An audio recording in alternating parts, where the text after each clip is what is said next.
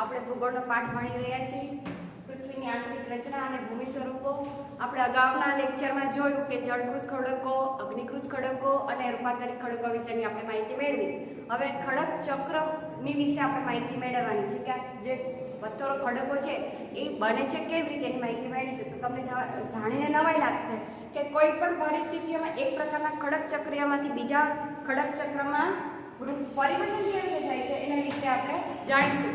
અમે પહેલાં અગાઉ પણ કીધું હતું કે પૃથ્વીની અંદર મેઘમાં તો હોય જ છે અને એ મેઘમાં જ્યારે બહાર આવે છે ત્યારે ઠંડો થઈ જાય છે. આવી વાત થઈ હતી આપણે. તો જ્યારે એક ખડકમાંથી બીજા ખડકમાં પરિવર્તન થાય છે આ જ પ્રક્રિયાને ખડક ચક્રીય પદ્ધતિ કહેવાય છે. ફરીથી સમજાવો. એક ખડકમાંથી બીજા ખડકમાં પરિવર્તન થવાની આ ક્રિયાને ખડક ચક્ર કહે છે. એટલે એને કોઈ અનુકૂળ વાતાવરણ, તાપમાન, દબાણ મળે ત્યારે એકમાંથી બીજા થઈ જાય છે. તો આપણે એના વિશે જ આપણે માહિતી મેળવવાની છે. તો આગળ જોઈએ કે પ્રવાહી મેઘમાં મેં હમણાં આગળ પણ કીધું જે અંદર પૃથ્વીની પેટાળમાં અંદર જ્વાળામુખી જે મેઘમાં તરીકે ભૂરસ સમાયેલો છે, રહેલો છે, તે પ્રવાહી મેઘમાં ઠંડો થઈને નક્કર બને છે એટલે કઠણ થઈ જાય છે અને અગ્નિકૃત ખડક બની જાય છે. બરાબર. આ અગ્નિકૃત ખડકમાંથી નાના ટુકડા રૂપે એક સ્થળેથી બીજા સ્થળ ઉપર સ્થળાંતર કરે છે. તે ખડક એકની ઉપર એક લેયર બને છે. આવું મેં સમજાવ્યું હતું. એ લેયર બને છે તેને પ્રસ્તર ખડકનું નિર્માણ થાય છે. એટલે અગ્નિકૃતમાંથી પ્રસ્તર ખડક બન્યો. હવે આગળ જોઈએ તો કે આ ખડકો છે પ્રસ્તર ખડકો એને પર તાપમાન અને દબાણના કારણે અગ્નિકૃત અને પ્રસ્તર ખડક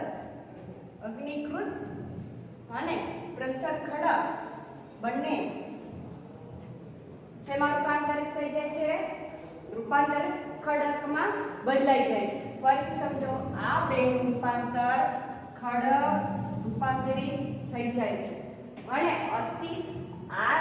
આના ઉપર પણ તાપમાન અને દબાણ તો આવે જ છે પણ આ ખડકમાં અતિશય કરતા પણ તાપમાન અને દબાણ આવે ત્યારે રૂપાંતરિત ખડકમાંથી શું બની જાય? ફરી મેઘમાં બની જાય.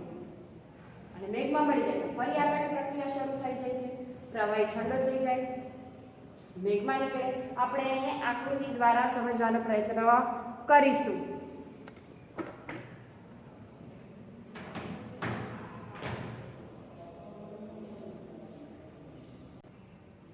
અતિશય તાપમાન અને દબાણના કારણે રૂપાંતરિત ખડક ફરી મેઘમાં બની જાય છે. આપણે તેની આકૃતિ દ્વારા સમજવાનો પ્રયત્ન કરીએ.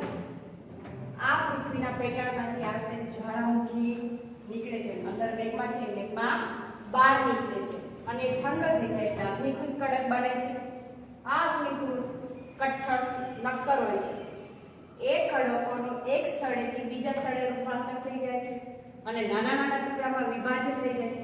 તો એનું પ્રસ્તર ખડક બને. જો અગ્નિકૃત ખડક બને, બીજા સ્થળે ગયું, એના નાના ટુકડામાં વિભાજન થયું ત્યારે એને પ્રસ્તર ખડક કહેવાય છે.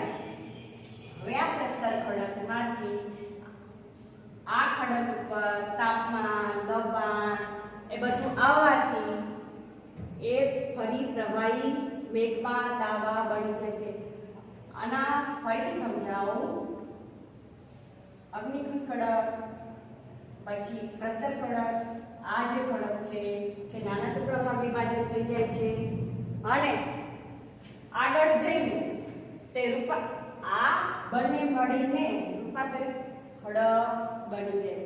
હવે આના ઉપર તાપમાન, દબાણની પ્રક્રિયા થવાથી તે ફરી એમાં મેઘમાં બની જાય છે અને ફરી અગ્નિકૃત ખડક બને છે. એમાંથી ફરી પ્રસ્તર ખડક બને, ફરી રૂપાંતરિત ખડક બને. તો આપણે આ માહિતી મેળવી ખડક ચક્રીય જે આવી રીતે એની પ્રક્રિયા ચાલુ જ હોય છે જેને કહેવાય ખડક ચક્ર. તમને આટલું સમજાઈ ગયું છે. હવે આ ખડકોનો ઉપયોગ ક્યાં થાય છે? તો કે સડક બનાવવામાં, ઇમારત બનાવવામાં, મકાન બનાવવામાં તેનો ઉપયોગ થાય છે અને પૃથ્વીની આ પેટાળમાં ખૂબ જ ખનિજો રહેલી છે. આપણે તેનો ઉપયોગ અનેક રીતે કરીએ છીએ. લોખંડ મળે છે તો એના લોખંડ તો મકાન બનાવવામાં પણ ઉપયોગ થાય છે. એના લોખંડની અનેક વસ્તુઓ પણ બનાવીએ છીએ, આપણે વાપરીએ છીએ. અને ખનિજ તેલ છે, પેટ્રોલિયમ છે. જે પેટ્રોલ તો આપણે વાહનો પણ વાપરીએ છીએ. લોખંડ એલિમેન્ટ એ સિવાય પણ બીજા મળે છે. તો ક્યાં? તો કે યુરેનિયમ, સોનું, એલ્યુમિનિયમ આવા ખનિજો મળે છે. અમુક જે ઔષધ બનાવવામાં થાય છે ઉપયોગ, અમુક તો તેનો ઈંધણ તરીકે પણ ઉપયોગ થાય છે. ઈંધણ તરીકે શું વાપરીએ? તો કે લોખંડ વાપરીએ, પછી પેટ્રોલ પણ વાપરીએ. અને તમે બહુ વર્ષો પહેલાં કંઈક સાંભળ્યું હોય તો ખ્યાલ હશે કે આ રેલગાડી છે તે કોલસાથી ચાલતી, અને એટલે કે વરાળથી ચાલતી. પછી ધીમે ધીમે ડીઝલ આવ્યું, પછી ઇલેક્ટ્રિકથી ચાલતા થયા રેલગાડી, અને હવે આગળ તો ઇલેક્ટ્રિકથી ચાલતા થઈ ગયા. સાંભળ્યું? હવે એવું બનશે કદાચ કે સૌર ઉર્જાથી ચાલે. એટલે આ એક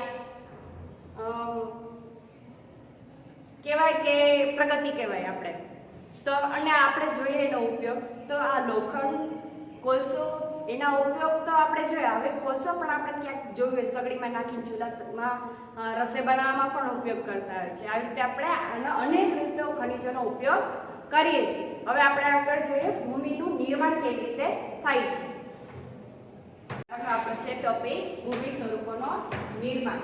તો મૃદાવરણ અનેક ભૂતગતિમાં વિભાજિત છે. તો મૃદાવરણ એટલે શું? મૃદુ એટલે માટી, આવરણ એટલે એનું ફળ. તો માટીનું ફળથી બનેલું છે આવરણ, જેનું મૃદાવરણ કહેવાય છે. અને તે માટી, ખડકોનું બનેલું છે, અને તે પૃથ્વી ઉપરની જે સપાટી છે તે મૃદાવરણ કહી શકાય. તો મૃદાવરણ અનેક ભૂતગતિમાં વિભાજિત છે, જેને મૃદાવરણીય ભૂતગતિ કહે છે. ભૂતગતિ એટલે પ્લેટ. તો કે આપણી જે પૃથ્વી છે એ અનેક પ્લેટમાં આવેલી છે. હવે પ્લેટ તો અનેક પ્રકારની પ્લેટ છે.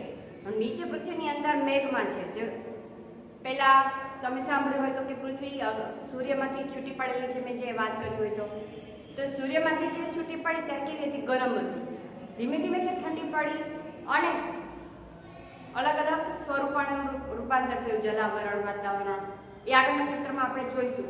પણ જે મૃદાવરણ છે એના પર આપણે રહીએ છીએ. તો પૃથ્વી જ્યારે ગરમ હતી ત્યારે પછી ધીમે ધીમે ઠંડી થઈ, તો પણ ઉપરનો પોપડો છે એ જ ઠંડો થયો, પણ અંદર જે ઊંડાઈ છે ને તો લાવા મેઘમાં તો રહ્યો જ છે, હજી એકદમ શાંત થયો નથી. તે આ જે પ્લેટ છે તે અલગ અલગ દિશામાં ફરે છે, વર્તુળાકારે ફરતી રહે છે અંદર ને અંદર. અને આ પૃથ્વીમાં પીગળેલા મેઘમાંથી ગતિના કારણે ફરતી રહે છે. આ તો કેવી રીતે ફરે છે? આ પ્લેટ કેમ ફરે છે? કારણ શું છે? તો કે અંદર મેઘમાં છે. મેઘમાની ઉપર મૃદાવરણનું પડ છે, એટલે મેઘમાં ફરે એટલે ઉપરની સપાટી ફરે. અને પૃથ્વીની ઉપરની સપાટી એટલી બધી નથી ફરતી, સેજ વર્ષે સેજ સેન્ટીમીટર જેટલી ફરે છે. એ મેઘમાના કારણે જ ફરે છે. અને પ્લેટની ગતિના કારણે પૃથ્વીની સપાટી પર પરિવર્તન થાય છે. એટલે પ્લેટ ફરે એટલે પૃથ્વીની ઉપરની જે સપાટી છે એ ફરે, અને પૃથ્વીની ગતિઓને એ બળના આધારે વિભાજિત થાય છે. કઈ ગતિ કેવી છે તેના આધારે વિભાજિત કરી શકાય છે. કયું વિભાજન? તો કે જેના કારણે ગતિઓ પેદા થાય છે. કારણ શું છે ગતિ પેદા થાય છે? તો કે જેના કારણે ગતિ પેદા થાય છે પણ અંદરના ભાગમાં નિર્માણ થાય છે, ને અંદર જ હોય છે એનું નિર્માણ થાય છે. તેને શું કહેવાય? તો કે એન્ડોજેનિક ફોર્સ, આંતરિક બળ કહે છે. હવે જે બળ પૃથ્વીની સપાટી ઉપર ઉત્પન્ન થાય છે તેને બાહ્ય બળ કહેવાય છે, જેને એક્સોજેનિક ફોર્સ કહે છે. હવે જે પ્લેટ છે ને તે પ્લેટ અનેક પ્રકારની છે. અમુક પ્લેટ છે તે દૂર જાય છે, અમુક પ્લેટ છે તે નજીક આવે પણ ધીમે ધીમે આપણે ત્યાં એકદમ સ્પીડમાં નથી થતી. અને કોઈ પ્લેટ જે છે એ ટકરાય છે. જે ટકરાય છે ને ત્યાં પ્રોબ્લેમ શરૂ થાય છે. તો કે ટકરાય ને તો શું થાય? તો કે ગેડ પડી જાય. તો આપણો હિમાલય પર્વત છે તે ગેડ થવાની ક્રિયાથી જ હિમાલય બન્યો છે. અને ક્યારેક કેવું બને કે ભૂકંપ પણ આવી જાય, જ્વાળામુખી પણ આવી શકે. અને તેથી જ મહાસાગર, યુરોપ, ઇન્ડોનેશિયન પ્લેટ છે એવી કંઈ એ ટકરાય તેથી મહાસાગરનો ઉદ્ભવ થયો હતો એવું કહેવાય છે. યુરેશિયન પ્લેટ ખસી ગઈ હતી ત્યારથી. ગોંડવાના લેક એ બધું ચેપ્ટર આપણે આગળ ભણીશું. તો ભૂકવચ ઉપર એક ખુલ્લું એવું છિદ્ર હોય છે જેમાંથી પીગળેલા પદાર્થ અચાનક નીકળે છે, તેને જ્વાળામુખી કહેવાય છે. જ્વાળામુખી એટલે શું, કોને કહેવાય? તો એના તમે આ લખી દો કે ભૂકવચ પર ખુલ્લું એક એવું છિદ્ર હોય છે જેમાંથી પીગળેલા પદાર્થ અચાનક નીકળે છે, તો એને જ્વાળામુખી કહેવાય છે. એના અંદરના રસ જે છે તેને મેગ્મા કહેવાય છે. તો આવી રીતે જોયું કે ભૂમિનું કેવી રીતે નિર્માણ થયું અને તેને અંદરના બે ફોર્સ છે જે ગતિ છે તે બહારનું બળ અને અંદરનું બળ કેવું છે એ આપણે જોયું. હવે આગળ મૃદાવરણ પ્લેટોની ગતિશીલતાથી જ પૃથ્વી સપાટી પર કંપન થાય છે. કંપન થાય છે એટલે ધ્રુજારી થાય છે. શેના કારણે? પ્લેટોની ગતિ જે છે જે ફરે છે એના કારણે જ પૃથ્વી ઉપર ફેરફારો થાય છે અને આ જ કંપન તેના કેન્દ્રની ચારે બાજુ એની અસર થાય છે. જે કંપન ધ્રુજે છે એના કારણે એની અસર ત્યાં તો થાય છે પણ આજુબાજુ વિસ્તારોમાં પણ તેની અસર થાય છે. તેને ભૂકંપ કહેવાય છે. ભૂકંપ 2001 26મી જાન્યુઆરી આવ્યો હતો. ત્યાં તમારો જન્મ પણ નહોતો, આપણા ગુજરાતમાં જ આવ્યો હતો અને ખાસ ભુજ, કચ્છ, મોરબી એ જગ્યાએ વધારે ભૂકંપની અસર વધારે હતી. એનું કેન્દ્ર એ સાઈડ હતું એટલે એ વધારે અસર થઈ. આપણા ગુજરાતમાં અસર તો વધારે થાય પણ એનું કેન્દ્ર ત્યાં હતું.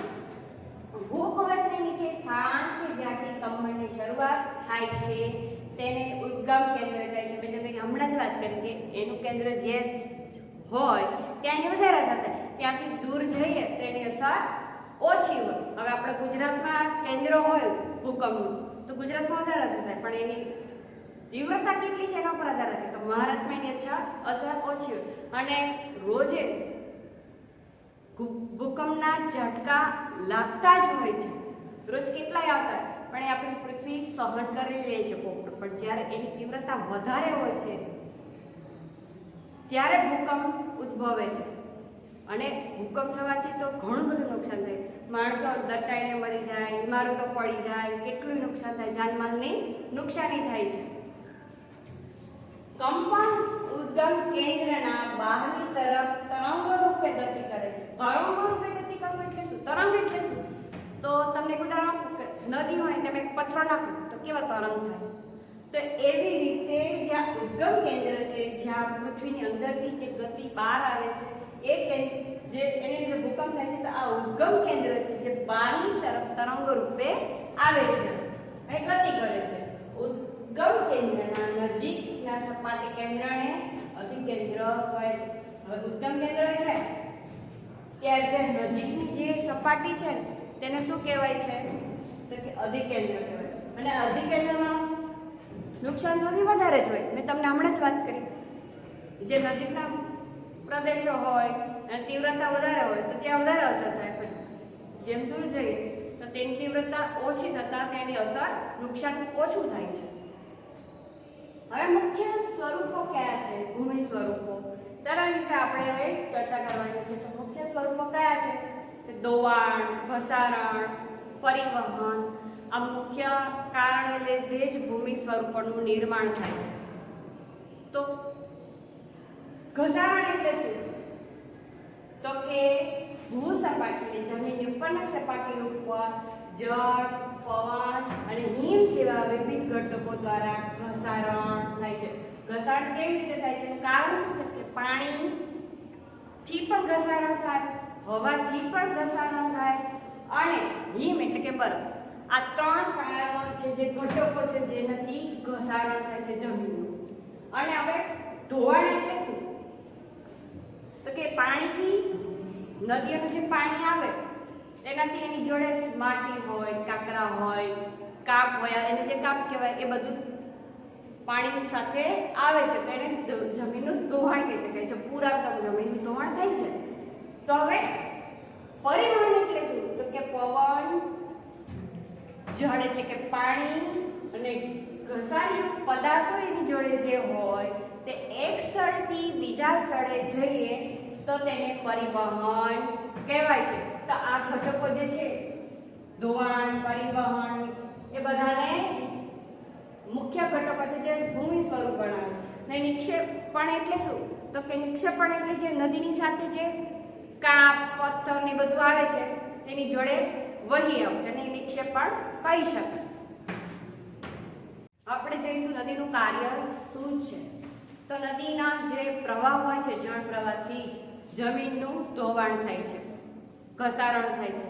તો આપણે નદીનું આગળનું કાર્ય શું છે એના વિશે જોઈએ છે. નદીના પાણીથી જમીનનું ઘસારણ થાય છે. હવે નદી તમે ક્યાંક જોયું હોય તો કે એક ઊંચા ઢોળાવ અને ઊંચા પર્વતમાંથી નીચા ઢોળાવાળા સીધા ઢોળાવાળા ઉપર પાણી પડે, એટલે કે ઉપરથી નીચે પાણી પડે તો એ જળ ધોધ જેવું રચના થાય છે. તો ઉપરથી નીચે વાળી ઢોળાવાળી જમીન પર પાણી પડે તો તેને જળ ધોધ કહેવાય છે. તમે પિક્ચર બાહુબલી જોયું હશે તો તમે જળ ધોધ યાદ આવશે.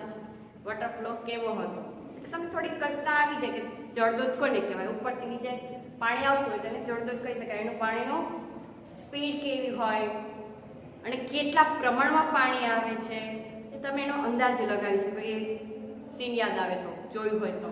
તો હવે નદી મેદાની ક્ષેત્રમાં પ્રવેશ કરે. નદી પહેલા એક જળધોધ રીતે આવે, પછી નદી આગળ મેદાની પ્રદેશમાં આવે છે અને તેના વળાંક આપણે આકૃતિ દ્વારા સમજીએ ત્યારે એનો વળાંક કેવો હોય છે? સર્પાકાર હોય છે. કારણ કે નદી જેવી ઉપરથી નીચે પડે છે એટલે એનો પ્રવાહ તો હોય જ, એટલે એનો ગતિ પણ એટલી જ હોય છે, એટલે એનો આકાર કેવો હોય છે? સર્પાકાર હોય છે. અને તેમાં ઉપર ઘસારણ નિક્ષેપ પણ શરૂ થઈ જાય છે આજુબાજુ. આ અહીંથી અહીંયા સુધીનું પાણીની સાથે માટી બધું એની જાતે જોડે પાણીની જોડે લઈ આવે છે. તેનું નિક્ષેપણ અને ઘસારણ શરૂ થઈ જાય. આજુબાજુની નદીની આજુબાજુ હોય ભાગ જમીનનું અને નદીની સાથે કાપ લઈ આવે છે તો એ નિક્ષેપણ શરૂ થઈ જાય એવું કહેવાય. અને આ વળાંકો ઘોડાની નાળથી નિક્ષેપણ વધુ શરૂ થાય છે ત્યારે એનો આકાર કેવો બને છે? ઘોડાની નાળ જેવો આકાર બની જાય છે. તમે અહીં જોઈ શકો અહીંના કરતા એની સ્પીડ વધારે હોય તો એનો આકાર બદલાઈ જાય. કોઈ વાર તો પણ એવું થાય કે વધુ પાણીનો પ્રવાહ હોય તો એનો જે કિનારા હોય કિનારાની બહાર પણ નીકળી જાય. દાખલા તરીકે બહુ જ વરસાદ હોય તો એવું કહેવાય કે નદી છલકાઈ ગઈ, ઓવરફ્લો થઈ ગઈ, એના ખેતરોમાં પાણી જતા રહ્યા. તો આ પ્રવાહ છે તે જમીન પર પણ નદીનો પ્રવાહ જે હોય છે કિનારા એ છોડીને જમીન પર પણ આવી જાય છે. તો પાણીની સાથે માટી કાપ ને બધું હોય તો એ પથરાઈ જાય છે અને આ કાપ ઘોડાની નાળ જેવો બની જાય છે એનો ભાગ નદીનો. ત્યારે આ ભૂમિભાગો નદી પ્રવાહથી કપાઈ જાય છે અને શું થાય છે તો એનો લાંબો માર્ગ છોડી દે છે, સીધો માર્ગ પસંદ કરી લે છે અને આવી રીતે તે નદીના નળાકાર ભાગમાંથી પાણી ભરાઈ જાય છે. જ્યાં ખાંચા પડે ત્યાં શું થાય? પાણી ભરાઈ રહે છે અને એ કાપ ત્યાં ભરાઈ જાય તો એ પૂરના મેદાનો કહેવાય છે. અને આ પૂરના મેદાનો થી આગળ જ્યારે પાણી નીકળી જાય ત્યારે આજુબાજુ કાપ ને માટી ને બધું બેસી જાય, સમતલ પ્રદેશ થઈ જાય ત્યારે એ પૂરના મેદાનો કહેવાય જે ફળદ્રુપ હોય છે. ત્યાં પાક સારો પ્રમાણમાં લઈ શકાય છે અને આવા જે બને છે તે કુદરતી તટબંધ કહેવાય છે. કાપ અને માટીના નિક્ષેપણથી લાંબા અને ઓછી ઊંચાઈ અને ઢગવાળા રચાય છે તેને આપણે કુદરતી તટબંધ કહી શકીએ છીએ.